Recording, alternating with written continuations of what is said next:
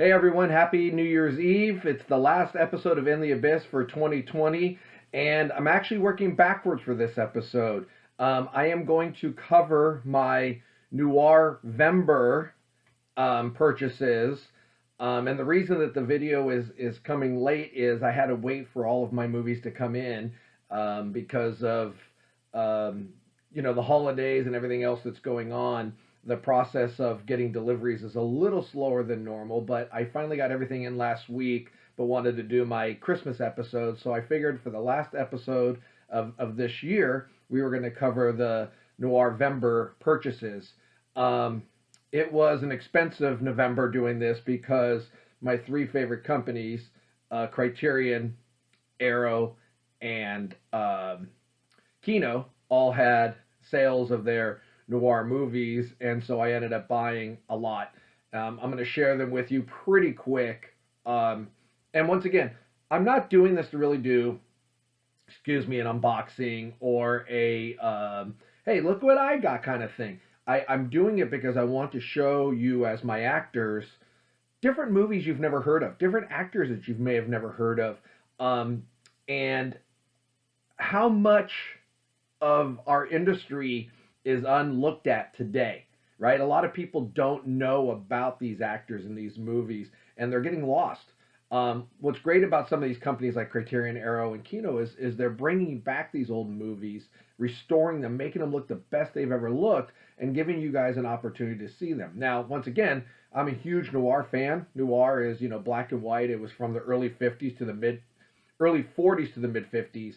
It was a definition basically, a black and white American thriller detective type film where they left the ending kind of open until the end. So it kept you kind of in suspense. A lot of these movies are not super long. They're not, filled with filler scenes and stuff like that. It's just good acting. It's straightforward. And they just make really, really good films. So I want to share these because I want you guys to be able to see them and at least, hey, maybe I want to check that out or watch that instead of watching stuff like Wonder Woman 84, which I haven't watched yet, but a lot of people are saying, oh my God, it's terrible. Well, whether you like it or not, or whether it's terrible or not, why are we watching that when we have some legendary actors and legendary films to watch? Go back and watch, learn about your industry, learn about the things that were around before you were around. That's the best part about it. And don't get me wrong. I know you said, I don't like black and white films. I don't like the older films. I used to be the same way. I used to say the same exact things. But the truth is, once you start to watch them and you watch the purity of the acting and you watch the way they made films, you'll never work toward the modern films. They're just not even close, right? These older films are great. So I'm going to start with my Kinos. I have 9 of them. And they're all blind buys. Never seen any of them. But they come highly recommended. We've gone over my criterias of what I look up on my websites of how the picture quality is, the sound quality, the movie rating, etc. So the first one I'm going to show you guys is The Girl Hunter. It's a Mickey Spillane film. Mickey Spillane did a series of film noir movies. He's one of the legends in it. It's the character that he writes about is a guy called Mike Hammer. And the best one, I would say, is a Criterion one called Kiss Me Deadly. It's really, really good. But I got this one because he actually plays Mike Hammer in this, the actual guy, Mickey Spillane. So I found that curious, wanted to check it out. So that is the first one, The Girl Hunters. This actually is one that I may have seen before, but it's another classic, and it's The Spiral Staircase. This is not only a legendary noir film, but it's a legendary film in general. It scores really, really high, and I kind of remember seeing this as a kid, and when I saw this was on sale, it was one I definitely had to grab. All right, next up is another Mickey Spillane's My Gun is Quick. At this point, I'm just collecting them all. Reviews are okay on this one, but once again, because I have the other Mike Hammer films, I wanted to get this one. And Robert Bray plays Mike Hammer in this film. So, once again, it continues on with the theme of having the Mickey Spillane films, Mike Hammer films. So this was a must-buy for me. And it was probably the cheapest. I think I got it for like $5.99. All right, continuing on with my Bob Hope buys, because as you know, when I was doing my horror film purchases, I got a couple Bob Hope films. My favorite brunette, kind of a comedy spy detective noir thing, just kind of like he used to do the horror thrillers with comedy. Bob Hope's the legend, and he has a series of these kinds of films. This was one I definitely wanted to get, and once again, it was on sale. Had to grab it. All right, next up is The Lodger. My understanding is it's kind of a Jack the Ripper type story, and it just was one of those ones where I enjoy that story. I enjoy that period of time, and when I read about this one, I've heard about it before, and this was one that you kind of have in the queue waiting for it to go on sale. And once it went on sale, it was one I must get because I wanted to see how they kind of use the Jack the Ripper story, which is factual, into a fictional film and make it work. So I'm looking forward to watching this one. Next up, I Wake Up Screaming, Betty Grable. One of the starlets of the time. She's terrific, beautiful, great actress. And once again, this is one of those ones that was in the queue. Once it came up on sale, had to get it. Really looking forward to watching this one. All right. Next up is a movie by Fritz Lang. And it's funny because when we talk film noir, guys like Fritz Lang and Mickey Spillane and Orson Welles, those names come up a lot in film noir. And this is a Fritz Lang film, House by the River. And I think it kind of gives that, once again, that mystery noir film to it, which kind of combines the two things I really like into one kind of film. And, once again, I don't follow directors too much, but if there are good directors or legendary directors for their time, I will not only watch their stuff, but I'll collect their stuff. Guys like Tarantino, of course, early Spielberg, Scorsese, etc. Fritz Lang's one of those guys. I just think that he was one of the masters of the film noir, and to get another film of his for the collection and be able to watch was a must. All right. Next up is Hangover Square. Once again, another one of those kind of mystery thriller, kind of set in a certain way type film. Scored really high, and it was for me a must buy. And you keep hearing me say that a lot. Hey, that's a must buy. I got to get that one. But you know what? That is because there's so many good films, and when I see them or I want them, I'll put them in a queue and wait for them to get to that certain price, and then they become a must buy. And some of these movies, we just talked about Betty Grable. She was a star of the time, but a lot of these actors, you probably never heard of, or probably didn't know that they existed in our industry, and it just shows you. We talk a lot about there's opportunities for everybody. And if you do the things you need to do, you will get into legit film. You don't need to do background work. You don't need to do webisodes. You don't need to do student films or movie shorts. There is work out there. Back then there was work out there. I mean, here's 3 actors' names. You can look them up. You probably never heard of them. You don't even know who they are, right? But they're doing a major motion picture, right? And that's really what you want to get into, is get into a major motion picture. You can. There's a lot of roles out there. Stop dreaming about it. Stop wondering. Stop guessing and believe. Work. Get good at your craft. Give yourself an opportunity, right? And then see what happens. Don't settle just to say you've done it. Go for it. And don't dream about it. Do it. Anyways, Hangover Square was another one in that queue that I got. The last one for my kinos is Brighton Rock. This is an English noir, and it is rated as one of the top noirs, especially for England. And for the price, once again, I was on the fence with this one, but the reviews are so strong, and a lot of people saying this is one of the best, film noirs coming from from England. I had to get it. I had to try it. I mean, it was worth it. I waste more money on crap than trying to get something like this to be able to watch it. So super excited to watch that one. So that's the end of my kinos.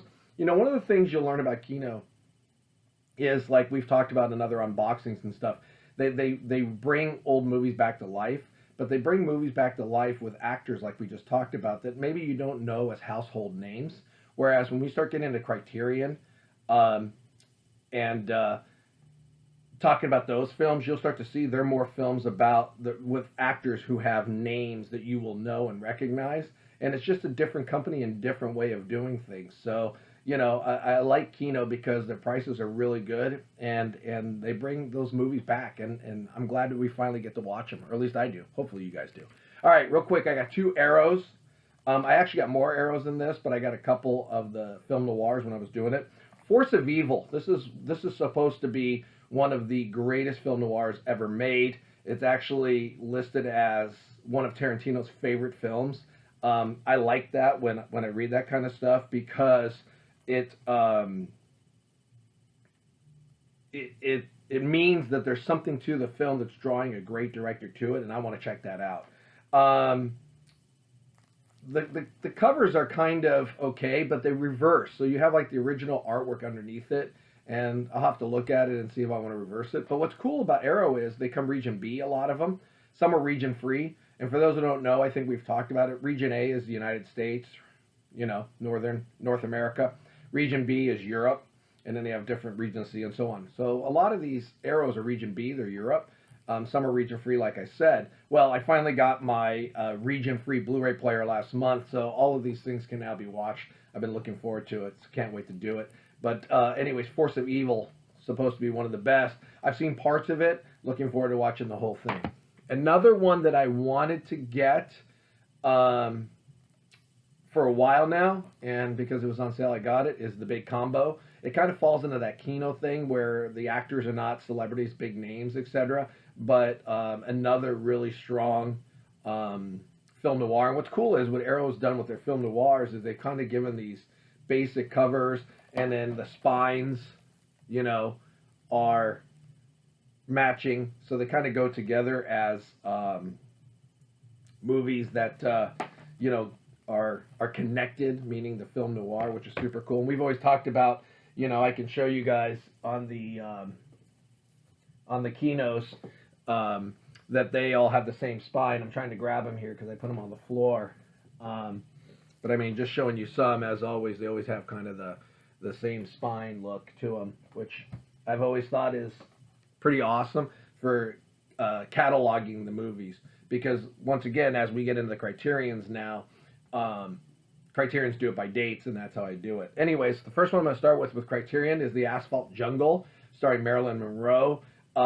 Shot incredible, and actually one of the best film noirs ever made. And I keep saying that, but there's so many of them that are great that you have to check them out. Marilyn Monroe was known as a model, the first Playboy model, etc. And of course, in the movie, Some Like It Hot. But she did a lot of good work, and this movie's no exception. This was one I really, really tried to hunt down, and I couldn't find it. But James Lau, one of my awesome students, was able to track it down for me and get it, and I appreciate that. And I'm glad to finally own this film. Another one I was trying to hunt down, Richard Widmark, Night in the City. This is, another mystery thriller with him getting caught up with, gamblers, and there's boxing mixed in, and there's a real boxer, I think, of the time, a wrestler of the time that is in this film with them. And all these movies that are filmed on location, with, the scenery of the time. And one of the movies we'll get to in a minute, will really show this and explain it, makes this even more appealing to watch, because to see different cities, in the 50s and how they look compared to now is pretty cool. And I highly recommend to check these out, because not only is the acting good and the movies are good, but the scenery is fantastic. All right. A Lonely Place, excuse me, Humphrey Bogart. Everybody knows Bogey from Casablanca, or from what's the one with Katharine Hepburn, the one that was remade by with Harrison Ford, etc. I can't think of the movie off the top of my head. You guys probably know what it is. We know him from that, but this is a good bogey a film, and probably one of the few film noirs that he did. I was kind of torn on getting this because it is a really, really good film, and of course Bogart is a legendary actor. I just am not a huge Humphrey Bogart fan. I respect him for his legacy. I respect him for what he's done in the movies he's done. But the way he speaks wears on me as I watch him over and over and over and over again. But, once again, I want to add to collections. I want to have these films. There's a place for them in my catalog. So I figured, what the heck, this is a movie I've always heard about, always wanted to see. And you know what? Once again, he's a legend. So what the heck? All right, the last two I got. This is the one I was talking about, A Naked City. Dan and I were talking about this a couple weeks ago. Filmed on location in New York. You can't really see it. There's like a drawing, but the whole movie's on location in New York City in the 50s and in early 50s, like 50, 51. And to be able to have a crime detective thriller mixed in with the beautiful scenery of 1950s New York makes this movie so appealing, and it's a must-watch just by the way it's filmed. This was one of the first films filmed entirely on location and not on a set. And I like, where did our business begin, right? Where did the first film on location come from? Well, here it is, right? Where did the first this come from? Those are the kind of cool things too with these older films, is you get to see the beginnings of where we've gotten to today. And that's an important thing, and it's a cool thing. And The Naked City is a must by the scenery alone. The movie, of course, is great, but by the scenery alone is fantastic. All right, and then the last one I got is Burt Lancaster in Brute Force. This is Shawshank Redemption before Shawshank Redemption. This is Escape from Alcatraz before Escape from Alcatraz. This is every prison movie before any prison movie. It's a film noir, but the whole thing is based on location in a prison, just as Shawshank, Escape from Alcatraz, etc. And it's done with a purity and authenticity that really takes you to how these people lived in that period of time.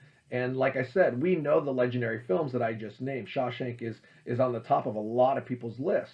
Well, when you watch movies like this, you realize, oh, okay, Shawshank's a great movie, and it's original to a point. But where did they get their ideas? Brute Force. And one of the legendary actors of the time, Burt Lancaster. And those are the kinds of things where you have to realize that's why you have to watch these. Yeah, I love Shawshank because it's been available and been able to watch it. But now let me go back and watch Brute Force and see where some of the ideas came from. It's the same thing when you watch A Night to Remember, 1958 version of Titanic. Well, you'll see a lot, and we've talked about this in my videos, you'll see a lot of where Cameron got ideas for the Titanic movie watching that movie. Now, there's some differences because they learned more by the time Cameron did his Titanic about the actual sinking than they did back in 58, but it's still very similar. These directors get ideas from movies that they know a lot of people have never seen or never even heard about. And what do? They go ahead and make their film. People go, oh, Titanic's brilliant. Yeah, it is. A Night to Remember is better, right? Shawshank's great. Brute Force is great. And that's one of those things where you have to learn to check out, these kinds of films. So once again, you learn about actors. You get to watch a different style of filmmaking. And you get to see where ideas for new films come from, because they come from somewhere. They're not coming from these creative ideas. They're coming from ideas of something or somewhere. Even guys like Tarantino, you'll see certain things in certain movies and you go, oh my God, Tarantino stole that, right? And that's fine. That's what it's about, but it's the older films that really paved the way for where we're at today. And they're fantastic. They're great. They're legendary. So anyways, that is my haul, if you will, for NOIRvember. It's quite a few. I did 9 kinos, and then I did another 5. That's about, 16 films I just showed you. It's cool. Our job is to, of course, get into class and work on our craft. But also, when you get a chance, sit down, even if it's for 20 minutes at a time, and watch film, an older film, and study the acting, study the filmmaking, study the behavior, and learn about it. You know, The Godfather was on last night, and I've seen it a million times. And I'm always saying to the class, right? We just said it on Monday night. Slow down, slow down. And you watch a movie like The Godfather, you see how slow and methodical and you know, how what's the word I'm looking for? Well, I said methodical, but I guess that's the best way to say it, is how they are just taking their time and they're dealing. And even though I've seen those movies a million times, I can always watch it and go, God, look at the time they're taking. We were just talking about that. You can always take something and learn from it, right? That is our homework. You know, a lot of people have to sit and do paperwork or have to do studying. We have to watch film to do our homework. There's no excuse whatsoever to not work at this. You can do this, and you can watch something for 20 minutes. Go on YouTube and find clips of these movies. You can find them and watch them. And maybe that will entice you to go, God, I got to watch this whole film, right? So there are a million different things and opportunities for you if you actually just take the time and put in the work, right? And I think that's the thing. Leading into 2021, I've said this a million times, and if you know me, you know this is the truth. I am not a New Year's resolution guy. I think it's just a change of the calendar, a change of the year, and life continues on. But I think that you have to have goals. And if a New Year's resolution helps you have goals, I would say one of those goals is put in the time and effort. I think you guys did an amazing job in 2020 under the circumstances. Whether it be watching these videos, whether it be checking out the quotes, whether coming to class or coming to the Zoom classes, whatever it took, I have seen some of the best work in the Actors Workshop that I have seen in a long, long time. And it's been amazing. And the actors have really progressed, and you guys are doing an amazing job. How do you better that in 2021? How do you take that next step in 2021? That's got to be the goal, right? And part of that is learning about these films, watching these films. Not these specific ones, but any of the ones I've talked about. It's easy to watch movies you know. Do the homework. Put in the time, and all of a sudden you realize, holy cow, there's a world out there that I need to learn about, right? Because the more you know, the better actor you're going to be. It's part of our realism, right? Belief, deal, know. So you got to know. Anyways, I hope you guys have a wonderful new year. Looking forward to seeing you guys in class next week or on the Zoom next week.